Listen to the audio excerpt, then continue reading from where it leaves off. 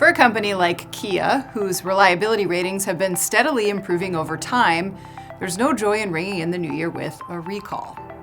The NHTSA recently made public a recall issued by South Korean automaker Kia, noting an absence of critical fasteners on certain vehicles. Kia will recall more than 23,000 of its 2024 and 25 EV9 SUVs because they say the second and third row seat mounting bolts may be missing.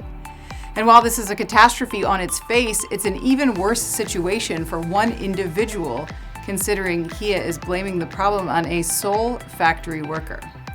NHTSA says in its recall report that a plant assembly worker was responsible for applying the bolts at the Kia Autoland Gwanmyeong assembly plant in South Korea. After a customer complained, random testing actually uncovered the issue on 3 vehicles, all of which were traced back to the same individual on the production line.